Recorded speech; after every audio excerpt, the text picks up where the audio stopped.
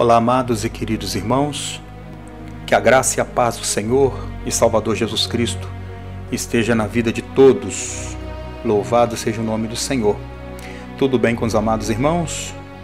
Nós estamos meditando, fazendo estudos no livro de Atos dos Apóstolos.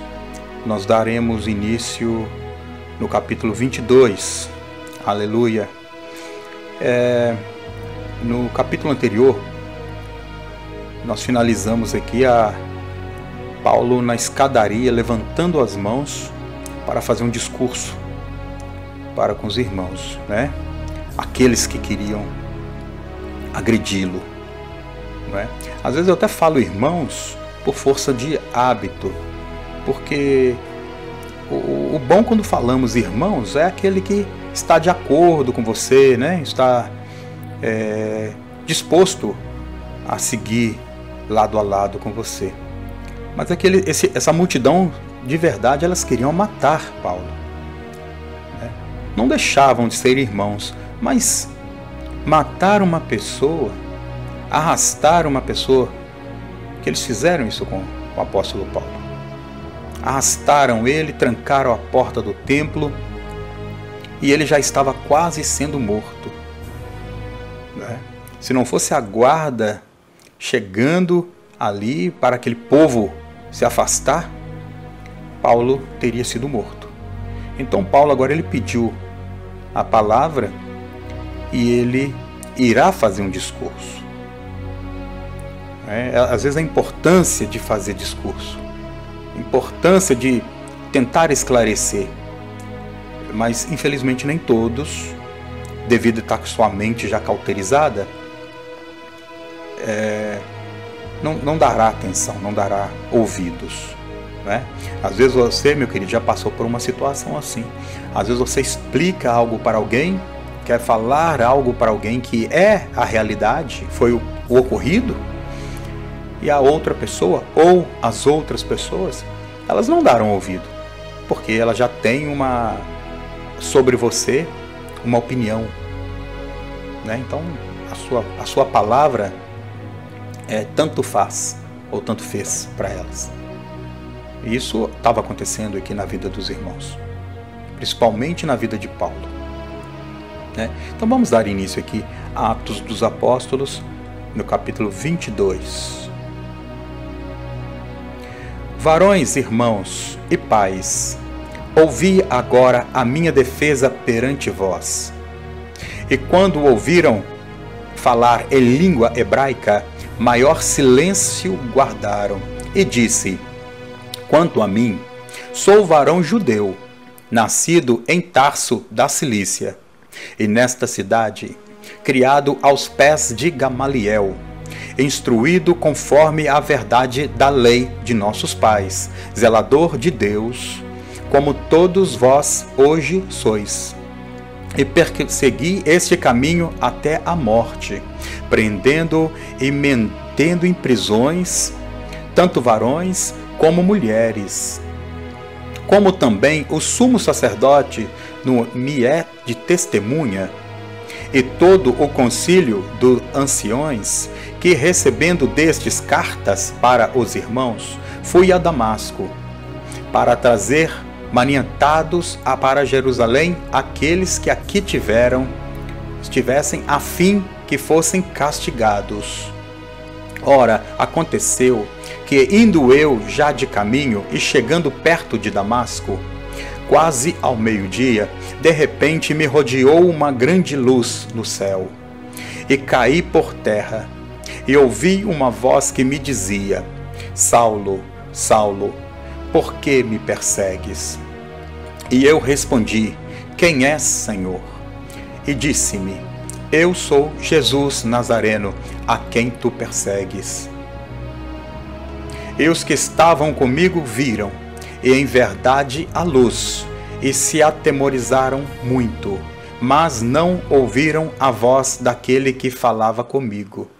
Olha, amados e queridos irmãos, servos do nosso Deus, ouvintes da palavra do Senhor, eu pergunto aos irmãos, Paulo está escondendo algo aqui ou acrescentando algo aqui nesse texto, nesse seu discurso? De maneira alguma. O homem está falando a verdade. Ele está falando do seu nascimento, da sua criação, do seu estudo. Ele está falando do momento que ele estava indo buscar cristãos para ser preso. Ele conseguiu as autorizações dos líderes.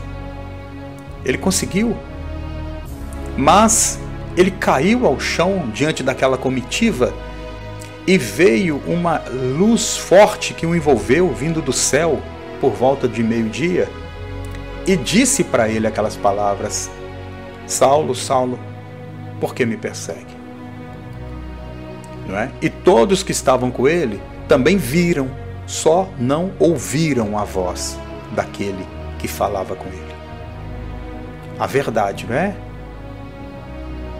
Então disse eu: Senhor, que farei?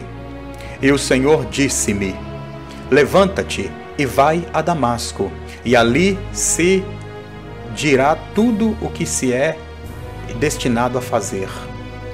E como eu não via, por causa do esplendor daquela luz, fui levado pelas mãos dos que estavam comigo e cheguei a Damasco. E um certo Ananias, varão piedoso, conforme a lei, que tinha bom testemunho de todos os judeus que ali moravam. Olha bem, esse Ananias, amados, era um varão piedoso judeu, né? E tinha bom testemunho com todos que ali moravam. Olha bem para você ver, mesmo judeu, ele era amoroso. Então não é a religião, a etnia, a fé, é o coração do homem, é a mente do homem. Não é verdade? É a mente do homem. Quando o ser humano ele tem uma mente boa, uma mente em paz, ele não quer fazer mal. Ele não quer fazer mal, né? Lógico, aqui está falando de alguém que se converteu ao Senhor, nosso Senhor. Mas Paulo, na hora que ele passou por essa situação, na mesma hora também ele ficou reduzido a nada. Ele ficou humilde. Então isso ele fala aqui para esse povo. O que aconteceu? Por que ele teve essa mudança tão grande? Não foi de uma hora para outra que ele era o perseguidor da igreja, dos irmãos cristãos, e de repente agora ele ficou aliado. Ninguém estava pagando Paulo algum dinheiro, algum salário para que ele se rebelasse contra a lei. Não, ele teve um encontro com Jesus. E entre o encontro com Jesus e o encontro em as práticas que ele tinha antes, ele preferiu ficar com Jesus. Senhor, o que farei? Disse Paulo. Entra na cidade e lhe será dito tudo aquilo que farás. Vindo ter comigo e aprendendo-se, disse-me, no caso Ananias: Saulo, irmão, recobra a vista. E naquela mesma hora eu vi. E ele disse: o Deus de nossos pais, de antemão, designou para que conheças a sua vontade e des daquele justo e ouças a voz da sua boca, porque hás de ser a sua testemunha para com todos os homens do que tem vistos e ouvido.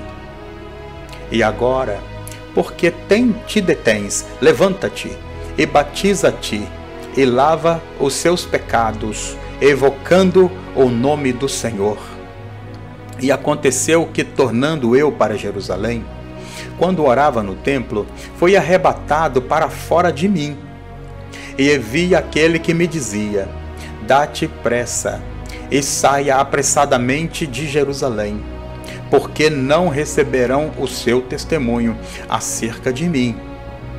E eu disse: Senhor, eles bem sabem que eu estava na prisão e os açoitava na sinagoga, quer dizer, eu os lançava na prisão, melhor dizendo, e os açoitava nas sinagogas, e aos que criam em ti. E quando o sangue de Estevão, tua testemunha, se derramava, também eu estava presente, e consentia na sua morte, e guardava os vestidos de quem os matava. Olha bem, Paulo confessa tudo.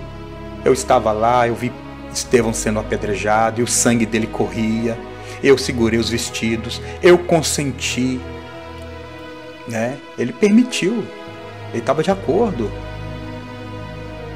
E disse-me: vai, porque hei de enviar-te ao gentio de longe. E ouviram-no, e até esta palavra. E levantaram-se a voz dizendo,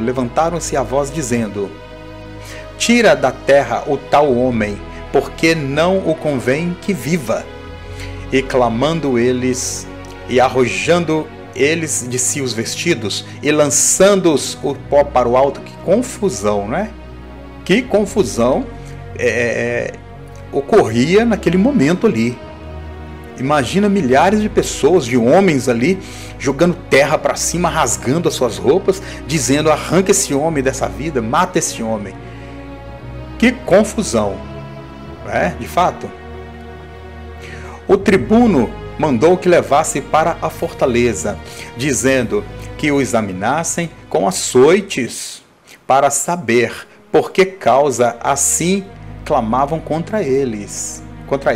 E quando estavam atando com correias, disse Paulo ao centurião, a profecia se contando, enquanto estava se atando com correia, disse Paulo ao centurião, que entrevistava: é-vos lícito açoitar um romano sem ser condenado?